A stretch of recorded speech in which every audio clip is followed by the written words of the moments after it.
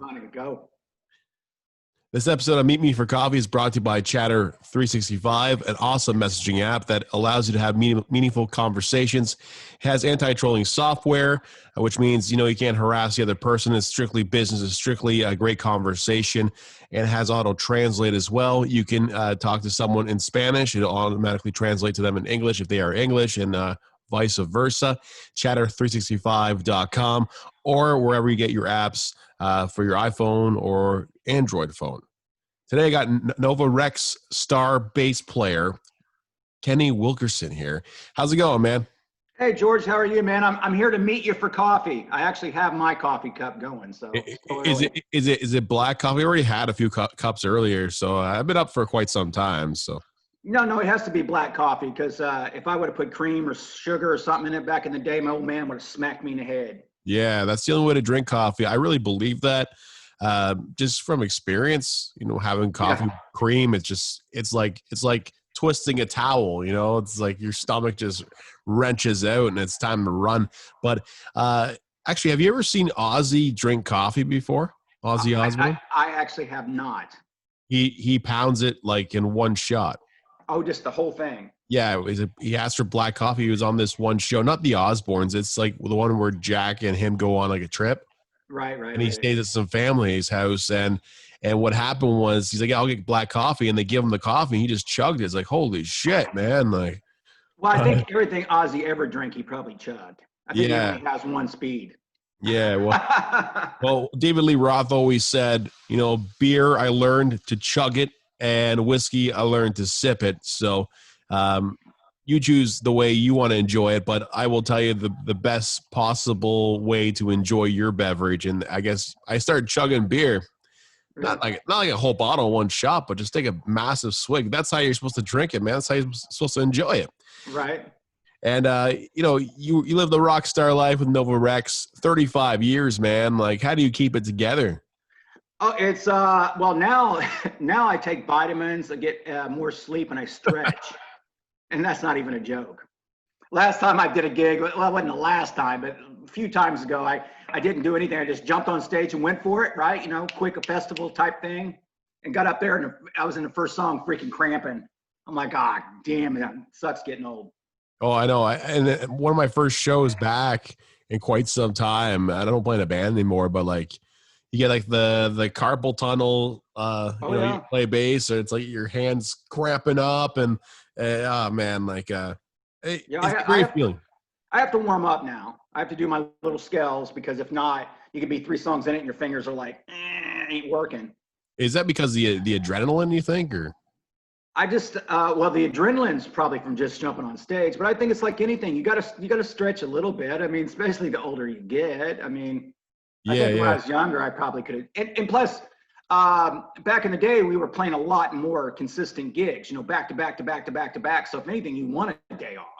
But now everything's weekend warrior type stuff. You remember back in the day, we used to go into a bar when we were an early cover band, and we'd go in and play, Monday through Sunday, just every night. And then we'd go to the next bar and play Monday through Sunday or whatever. Now it's basically weekends. Sometimes you'll get the casual festival during the week or a bike event or something like that. That's not bad. Yeah, and I'm not that kind of guy. I don't wake up. I don't have that regiment where I get up every morning and play guitar for an hour. Yeah, they're coasting you right to the retirement. I think that's what it sounds like, man. So, what'd you say? I'm coasting to retirement. You're coasting to retirement. Well, I don't even know. I'm still doing it. I tell you why. Half the reason I kept the band together is. We were talking the other day about, because we got all these old stories and they're great ones. I mean, I got great stories just like Motley Crue or whatever, but I was like, let's go make some new ones. I'm not quite there yet to be the old dog on the porch in my rocking chair going, I remember my day. Yeah, I was talking to Robert Cool from Cool and the Gang a couple of weeks ago, and he was still planning on going out to do more than 100 dates around the world. Like, that guy's a machine. So the longevity for a musician now is unbelievable if you have some traction or if you're on a great tour. I know a lot of tours don't support a lot of bands that are up and coming, you have to pay to play to be on that stage with them. Yep. I know a couple of friends that went on a tour with Five Finger Death Punch, and they had to sell their merchandise at the same price as Five Finger Death Punch. You know, it's like, how am I going to make money? People want to come see Five Finger, but I have to sell my merch at the same rate. That was something that really kind of bothered me, because I was like, how are you going to make money? It's pretty much, you got to have like 30 grand ready to roll and just put a hole in your sock there. So it's tough. It's tough. I mean, I've done it before too. You know, you want to go out and sell your shirts, and then they're selling theirs for 40, and it's you know, 5 collars front and back, and it's got, you know, I mean, and you're just an independent band trying to sell your one-sided T-shirt, 1 collar for 40. I mean, it's tough. It's tough to do it. But I play with all those kind of bands too. But usually I'll jump on festivals with them. Yeah. I don't have the festival life's the best, because you go, you do your thing, you get to watch some other bands. For me, I was side stage to Seven Dust one time. That was a pretty cool concert. Great band. And you know what? Like, yeah, it's such an awesome opportunity to go meet other bands, see other bands that you have never seen or heard of. You know, Gojira is a pretty cool band. You know, and bands from all over the world, with great networking opportunities for other bands at festivals, right? Hey, even if you're like one of those little small ones that get the listing that's like this much of a font, right? You're on the third side stage. Yeah. I'm playing the parking lot.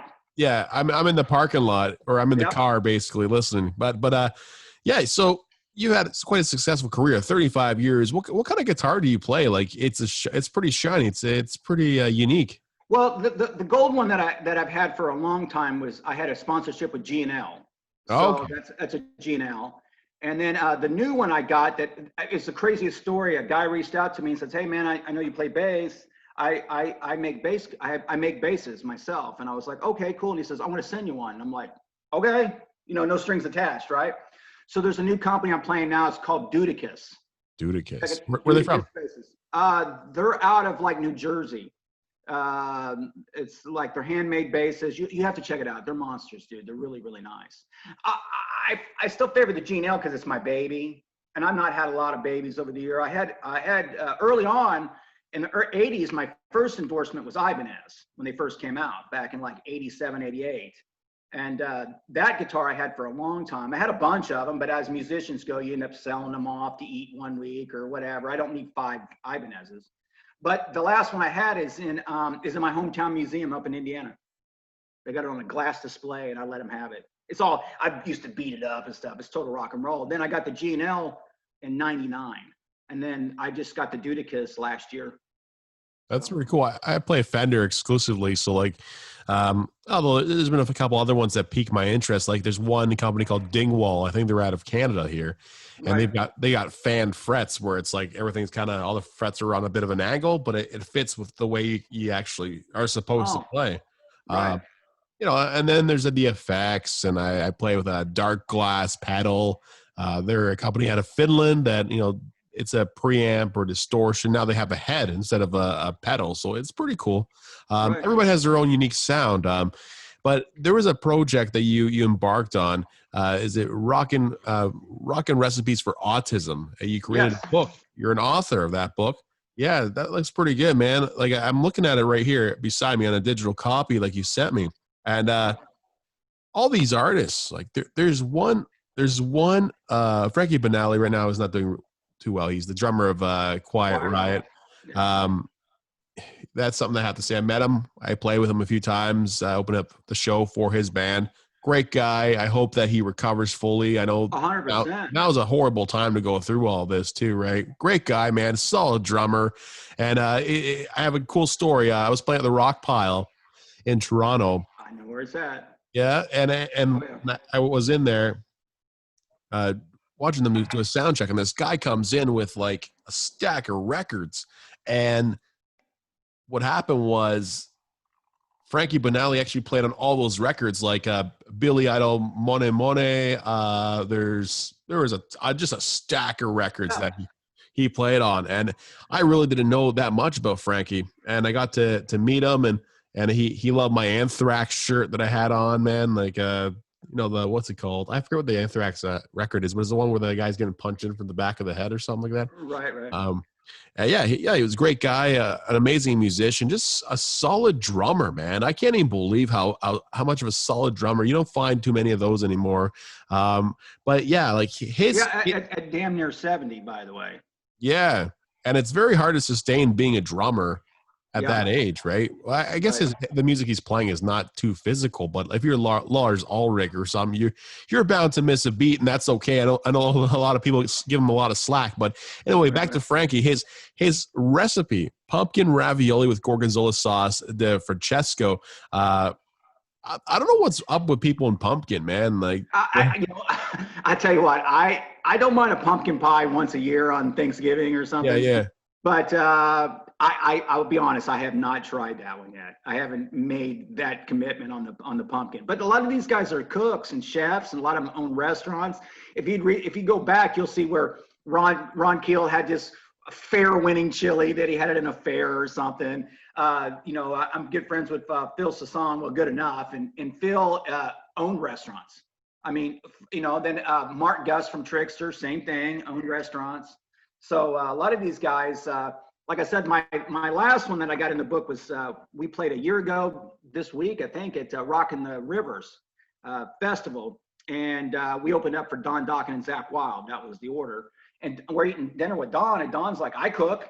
I'm like, "Whoa, wait a minute! I got room for Don Dokken. Give me something, So we turned it around in like 3 days, but it's amazing how a lot of these guys, and plus, almost everybody has that one good meal that they can cook.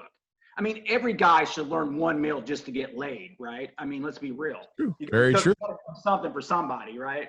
So, and a lot of passed down stuff. I know Joey Allen did his mama's Mamma Mia sauce, and he contacted me as soon as it came out. He wanted like 20 books to send to his family. He was awful proud of it, Oh yeah, and all this goes to a good cause as well, right?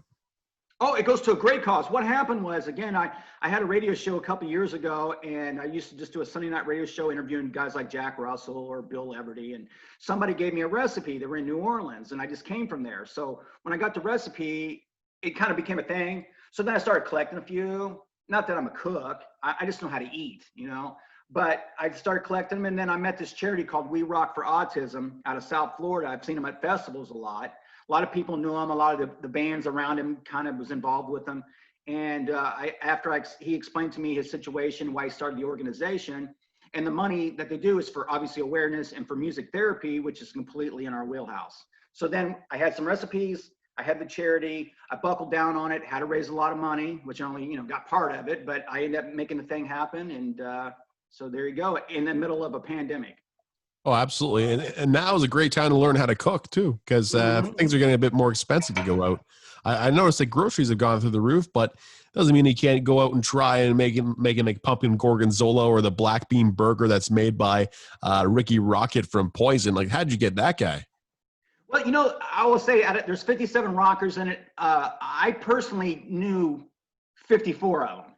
So, but Ricky wasn't one of my connections. Ricky was a friend of a friend, one of those.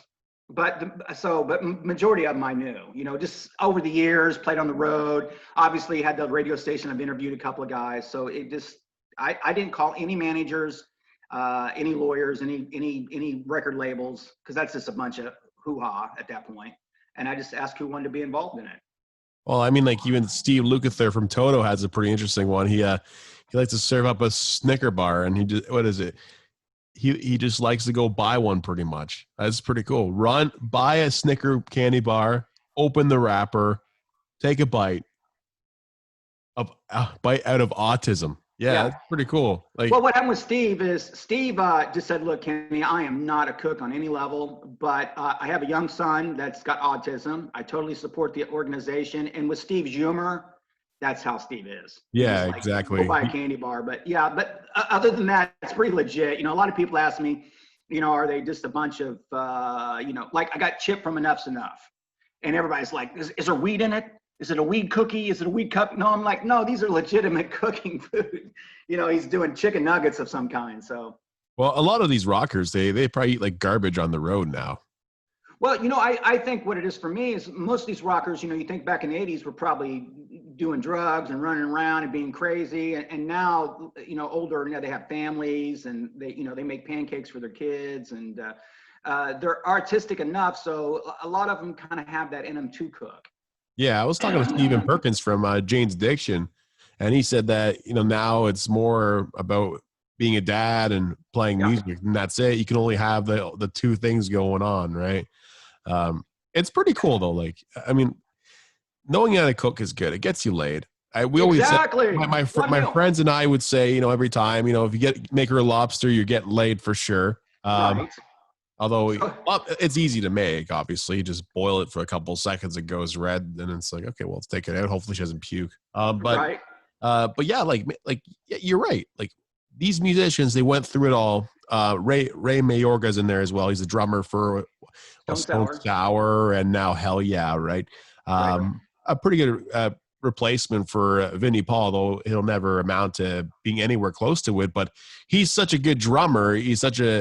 Has a good recipe in here. There's a lot of more musicians. There's a guy from Dawkins, Doug Ulrich from Whitesnake as well. So this is volume 1, right? Yeah, what happened was I went in with 80 recipes thinking that I was going to need 126. I mean, I didn't really know what I was doing. This is the first time I'd done a book, but because it was 126 pages, and I thought it'd be one recipe per page. And then to come to find out, they split it up. Yeah. So I had to cut a bunch of guys back. So that's why I called it volume 1. Plus, I've talked to a lot of guys. You don't think I'm going to ask Rudy Sarzo if I can get him in next time? You know what I mean? So there's a few people that I've met along the ways too. But we have to go through this one first. And it was, like I said, the hardest thing I've ever done, the most expensive thing I've ever done, but the most rewarding thing. And it's just a matter of just getting it out there. It's something that's never been done before, especially for a charity. And like I said, right now, the way that things are, it's the last 5-6 months, you haven't been able to see any of these rockers. And who knows when you're going to be able to. I have a feeling it's going to be the rest of this year. At least you can see what they cook for a good cause. So for me, it was a 3-parter. If you happen to like you happen to be a Poison fan and you want to know what Ricky Rocket cooks, you buy the book. If you happen to just be a cook, like my girl comes from a restaurant and she has the Martha Stewart books and the Rachel Ray books. You know what I mean? They stay around forever. They don't expire. So for that, and if you just happen to know somebody and you want to support autism, there you go. It's for good cause, even though you might want to go out and see the recipe for, Kenny Wilkerson, man. Like, yep. There's other ones that explore there. The Frankie Banali one, maybe I'm turning my nose at it right now, but I may try it. I may try it. I may not like it. I may put my own spin on it, Right. So like, well, the other thing is I know you're up in Toronto area. I have enough Canadians in the book as well. I got guys from Helix. I've got Mitch Malloy that's with Great White now. Almost a singer of Van Halen. Did you know that?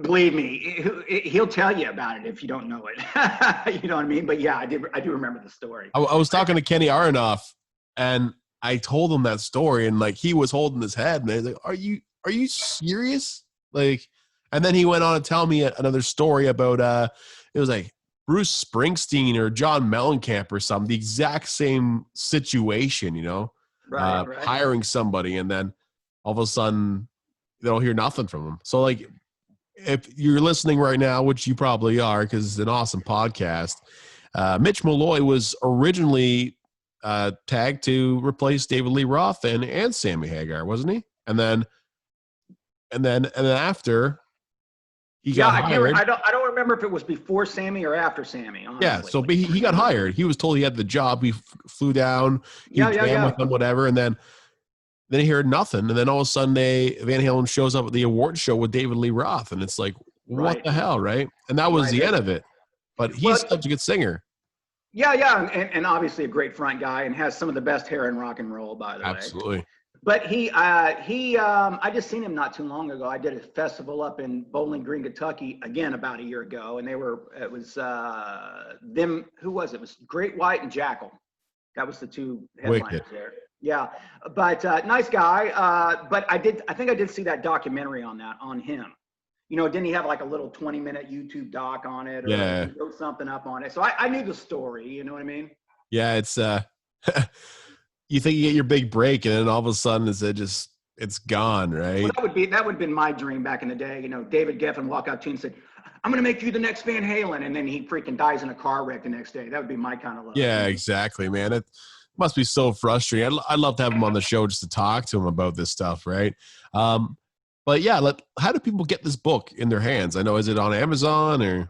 Well, I haven't done Amazon yet. It's still brand new. I'm still about 8 weeks into it. So all that will happen. Like I said, I'm new with the book right now. And then what I'll do is I'll get it to Amazon probably soon. And within the next couple of weeks, I just have to work it out. And then I'll probably do an e-reader as well, but right now, see, I thought I'd be out doing festivals, even with my band or without my band, selling the cookbook, and going around doing a little media run and all that. And obviously all that stopped. Yeah. So I'm just kind of winging it from my house now at this point. I got 4,000 books in my garage. But you can get them at Rockin without a G, Rockin Recipes for Autism.com. If you go there, there's a few interviews there. It gives a list of a lot of the people that are in it. It's got some flip pages, like you said, with Roy, Frankie, and Ricky. And it says there's why I did the book, when I did the book, how I did the book. Everything should be pretty much there. So Rockin Recipes for Autism.com. And it's all for a good cause. Go check out Rockin Recipes for Autism.com to order your book today. It has Ray Mayorga, has guys from Poison, some friends, Daryl Gray from Helix as well. It has you too. So. No, the thing I like about Daryl was funny because I reached out to Daryl, and Daryl actually gave me like the old school thing with ramen noodles and tuna fish and the whole thing. And I thought that was classic. Yeah. I loved it. I love that he did that because somebody needed to, you know what I mean? Well, Helix is pretty legendary, even though they never amounted to what they were supposed to be. They were touring with Kiss, I believe Skid Row as well, too, right? So, well, you know what? You know exactly what happens with that. It's because they're in Canada. It's a Canadian thing. It's hard to get across that line and get that extra love sometimes. To me, I remember you could go back in the day and see Honeymoon Suite sell an arena out, and come down to Florida and see them in a bar. You know what I mean? It's just that kind of weird thing. And it goes the other way too, but yeah. Oh, we have Pop Evil come to Canada, and they play to a room of 100 people. Right. And that's a great band. I mean, they're not really a new band at this point. Yeah. But yeah, great band. So yeah, I see that. But you also have stuff. I interviewed, we do an indie spotlight on my show, and we did a band called Crownlands. And I just seen on Rolling Stone last week, they got signed by Canadian Universal, which seemed like a pretty big deal, I thought. Yeah, they're very good. I've been following them for quite some time. Just two guys. You got a lot of good talent up there. Canada has great talent, really nice people, and the best strip clubs on the planet. Oh, especially in Niagara Falls and Montreal. And I'm telling you, man, that's all I remember about Canada. Yeah. That and you had to pay for each cup of coffee. You had it's per cup. It's in the States, you just pay $1 and you just fill it up until you're done. Really? In Canada, don't you have to pay like $1.50, you get a cup. You want another cup, it's $1.50. Yeah, that's how it goes. Yeah. So little things like that. And everything's named after hockey players. Yeah, well, hockey rules, man. I was talking to Kim Coates, the guy from Sons of Anarchy, the other day, and we were talking hockey for like half the interview, right? So, right, hockey rules, man. Like it's a sport that has its own identity, right? The players can walk around like here and anywhere and not be noticed unless you actually know who they are, right? So, right. But all that gear they wear. Yeah, exactly, man. And there's a guy he played till he was like 50 something, right? Gordie Howe. I don't know if you know who that guy is, but right, I've heard of him. Yeah. Yeah, big legend. But anyway, man, thanks a lot for coming on the show. Let's tell them your website one more time and tell them how to get the book. Yeah, well, real quick on the band, just Novarex. You can go check us out on social media. But as far as the book, it's Rockin without a G, Rockin Recipes for Autism.com. Just like that, and you can go there. The book is $29.99. It's almost a 2-pound book. It's a full glossy, like you said. Let me just put one photo up here. Let me get one good one. Here's Steve Lukather, for instance. Twisted Sister. There's Steve Lukather. He's a stud. So, And what's really nice too about the book is you're going to get little inside stories that I think the publisher of the book did really well. But like even with Roy, it'll say something like when Roy was a kid, he started off playing on pots and pans in his mom's kitchen, and now he cooks So it's always little cute little bios in them and little tidbits about it. Not too much, but enough to get you excited about the book.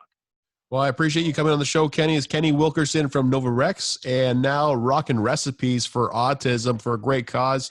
Check it out. Rockin Recipes for Autism.com. Drill that into your head because after this show, you got to go pick up that book and get into the kitchen, because it's kind of like cooking with the rock star yourself, because you're reading his words and listening to him. So check it out. Like, subscribe, and share this podcast. Thanks a lot. It's Meet Me for Coffee. We'll do it again next time, man. Peace, brother. Appreciate it.